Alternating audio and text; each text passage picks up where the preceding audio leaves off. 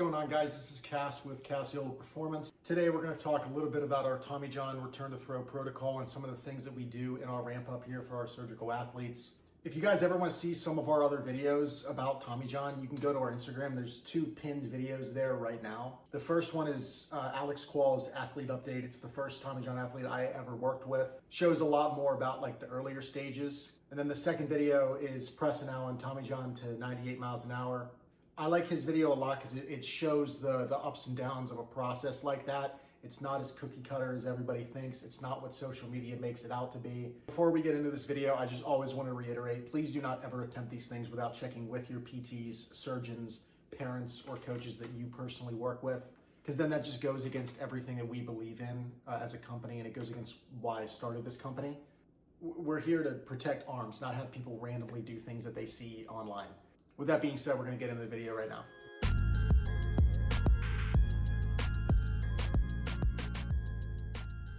So for part 1, typically our athletes will sign up a little earlier than their first throw with clearance from their PTs to ensure that they kind of meet the checkpoints that we expect of them here. Mainly, we're looking for a basic reintroduction to the throw itself rather than just, standard lifting or like the impulses that you see us do online.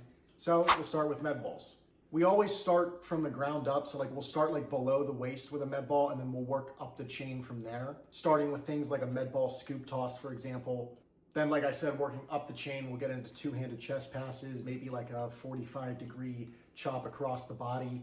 Now we're getting a little more overhead. We're doing decel throws, reverse throws, 90-degree kind of med ball wall taps.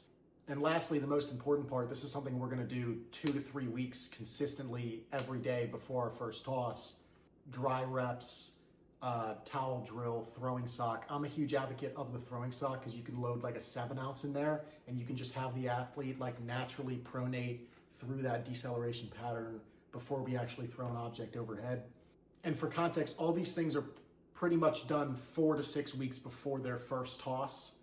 So if an athlete started January 1st with us, we're going to be doing med balls, dry reps, towel drills for the next 6 weeks going into the middle of February.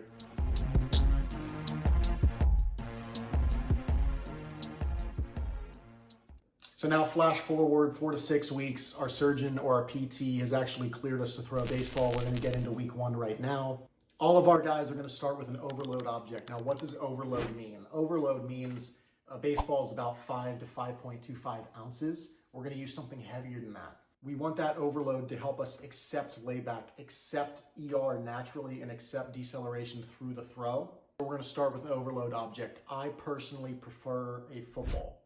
Human beings naturally have this pattern of supination into ER, into pronation upon ball release. That's just how we evolved. I personally think that a football does this best. In week 1, after we're doing football throws, we are going to continue with our deceleration throws, our reverse throws, typically with like a green 2.2 pounds driveline plyo.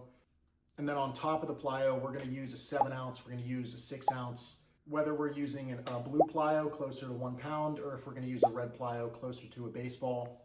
This is where arm pathing really matters. If you're an athlete that's over the top or you're a 3/4 guy or like a stock slot guy, we're going to put you in a preset elbow position and we're going to let the elbow and the shoulder naturally accept ER with a red plyo, with a blue plyo into the wall. We want to get that preset position mastered before we actually increase distance. Once the football has been established, once the plyos and the weighted balls have been established, now we're going to get into an actual 5-ounce. And you guys know the drill from here. We're going to get very cookie cutter with it. 45 feet, into 60 feet, into 75 feet. We don't got to get too crazy with it. Another note on top of that, we actually don't start using a radar until around week 4. We're at 90 feet at this point. So weeks 0 through 4 with the football, the plyo, the 5-ounce, everything, we're not actually using a radar. I start that around week 4 or 5 because I want athletes to simply just kind of have fun and just play catch again for the first time. And, it could be 6 months since they've done that. I want you to have fun. I want you to just play catch with your friends. I want it to be a free kind of feeling. And I'm not trying to sound sappy or spiritual with that. I'm just trying to say that it's good to have fun and it helps kind of relax the nervous system. You don't want to be super robotic and sit there oh man, 43 miles an hour. I was over my radar cap by 2. Everything's going to go south. That's not the case. We're at such an early stage right now. We just literally we just want to play catch with the baseball, and we want to have fun doing that.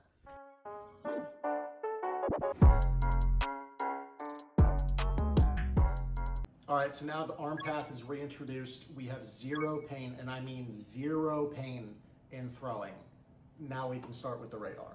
And by radar, I mean we're gonna start with flat grounds once a week, maybe on a Monday, and then we'll start getting into it twice a week, Monday, Thursday, Monday, Friday, something like that. We're gonna radar those flat ground throws, and then we're also gonna radar like a choice constraint. I don't really like the word constraint, but we'll put an athlete in the half kneeling position, split stance position, some sort of throw where they're not using their lower half, and we want the elbow and the shoulder to actually accept the force, and we're gonna watch them throw from there. So we're gonna radar that, and we're gonna radar the flat grounds. In terms of velo tracking, they're gonna upload it in their remote app, or they're just gonna text me directly. Upon that point, I'm gonna immediately take that number or any metric that they have, and I'm gonna immediately write it down in a separate spreadsheet attached to their portfolio in the app. And you can ask my athletes, if they don't tell me how hard they're throwing for an extended period of time, I'm gonna get on them. They know that, trust me. Also, we do not radar every single throw. So if an athlete is having a catch play out to 90 feet, we're not radaring any of it. We'll radar after. So we're gonna get to 90 feet. Like I said, I want you to enjoy catch play, live life. This is baseball, play catch. After the catch play, all right, get in front of a pocket radar, give me 15 flat ground throws, give me a half kneeling throw for 5 in volume. Let's see where you're at from there. But the majority of catch play, I just want you to turn the brain off and just play catch. In terms of actual like distances, you're probably gonna see an athlete be around 105 feet, maybe like 60% intensity around like week 6. And then once we're kind of towards the end of this phase, you'll probably see them be around 80% intensity. Maybe they're at 175, 200 feet. It kind of depends if they're a long toss guy or not. During this phase, my team and I are designing charts and graphs to ensure that the athlete is where they need to be in terms of acute and chronic workload, in terms of where their velocity is, what their pulse strap is saying if they're wearing a pulse strap. So every number that they send to me, I immediately plug it into their portfolio in the app, and then we design these charts behind the scenes to actually show where their workload is. I'll upload a chart right now. This is one of our TJ guys. He's around week 18 to 20. We're in a pen phase now. This is just standard velocity tracking. We're not getting too cute. Literally, we just used a pocket radar. That's it. And then this other chart is thanks to Rehab Renaissance. I use their UCL bundle. We're starting to track stress as well for the athlete. So not only do we have velo is mandated. You have to have a pocket radar here if you want to throw here.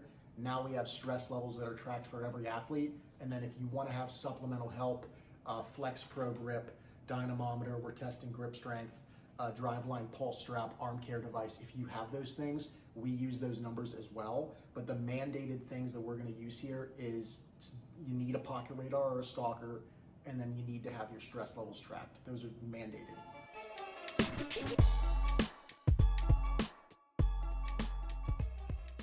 Once we have established consistent velocity tracking, we're going to get into 90% intensity throwing. So we actually decide what the athlete wants to do. I didn't like long toss. I always supinated the baseball. I couldn't long toss at all.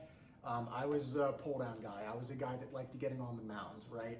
Every athlete's different. You don't have to long toss to throw hard now. So we're all gonna get on the phone and we're gonna talk about what exactly we wanna do, or we're just gonna text about it. What does the athlete wanna do? Typically, option number 1, we're gonna long toss, even though I just said against it. We've been doing it for 100 years.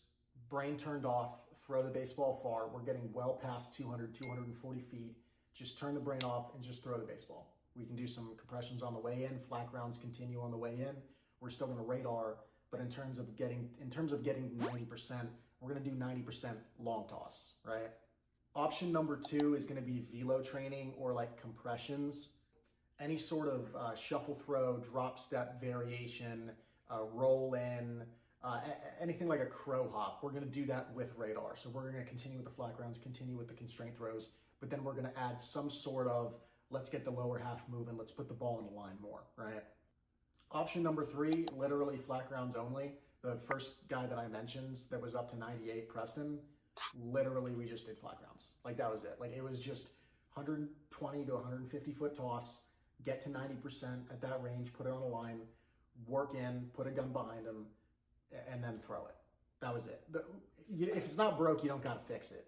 If the athlete is having a steady velocity progression and we're just throwing on a flat ground or a short slope and he continues to like increases velocity without any sort of discomfort whatsoever, don't change it. Like, you don't have to just be like, all right, let's long toss now. It's like, okay, well, speaking of short slope, we will introduce the slope at this time. Some sort of back heel elevation, bring the catcher in to 45 feet, get on the actual mound, something that can transition us into the actual bullpen phase so that we're accepting the incline, we're accepting that slope a little more comfortably going into the next phase of throwing.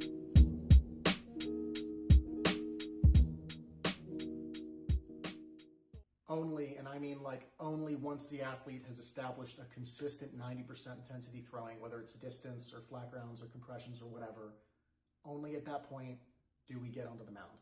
Our first pens are not 90%. They're 80% like max. We're on the mound again, cool it, let's get adapted to the slope. We don't gotta throw a max and 10 bullpen week one. You may be wondering, I haven't talked about off speed or any sort of change-ups at all at this point because we haven't done it. We're going to start it now. So we're going to throw a bullpen at a full 60 foot, 6 inches. And then we're going to throw sliders and change-ups at 45, 50 feet. But I want those being thrown at 60 to 70% intensity while our fastball is at 80%. I was never a huge advocate of people throwing 20% off speed. That's what I was told to do. Like coming off labrum, I was told to like flick sliders at quote 20% intensity. That was impossible. It just backed up and it spun out. It went the other way, to be completely honest with you. I was never a huge advocate for telling athletes to throw off speed at a really light intent. I actually think it creates bad pitch design. I would rather wait to establish the fastball at a true intensity, then we can start working on getting cute with supination cutter stuff, okay? Once an 80% pen has been established, we're gonna slowly increase volume. We're typically throwing 20 to 25 pitch pens at this time. We're going to slowly increase that volume for the next coming weeks. Intensity slowly increases as well, 80% to 85, 90% to 93%, 95%. We're tracking radar as we're going. Once we're at max intensity, now we're going to put a standing batter in because now we actually have to pitch first. We got the fastball back, now we got the off speed back, everything's being thrown at 100% intensity. Only at that point do we now put a standing batter in the box. Most important part, they are not actually allowed to throw live unless their surgeon, PT, coach, or parent clears them to. I need either a written or verbal communication from any of them before they go in game. Because once they go in game in a remote setting, I can't be there. Somebody has to monitor that situation, right? Because my first lives will be one set of hitters. So a set means anywhere from 3 to 5 hitters. I don't really want you to count throws or pitch count. I just want you to play the game of baseball. I need somebody there to monitor that situation, and I need somebody to give a verbal or written communication to clear the athlete on top of what I'm saying, right? Once we're in a live phase, we'll typically go lives on a Friday, and then Monday or Tuesday of the same week, we're going to go sub-max bullpen. So at this point, we're going to go 80% sub-max on a Monday, and then we'll go Friday lives. Lives are going to increase 1 set, 2 sets, maybe one more set, 2 sets. We'll go from there, but it's always going to be 80% sub-max in the beginning of the week, lives, max intensity at the end of the week. And after all that, the athlete's cleared. Just another athlete in this long, ongoing battle of trying to get more athletes back on the field coming off surgery. If you guys liked this explanation, educational content, you guys want to see more about this in the future, please let us know in the comments, drop a like or whatever. DM us on Instagram. I'd love to hear what videos you guys want us to do. And as always, labrum isn't real and UCL isn't real either.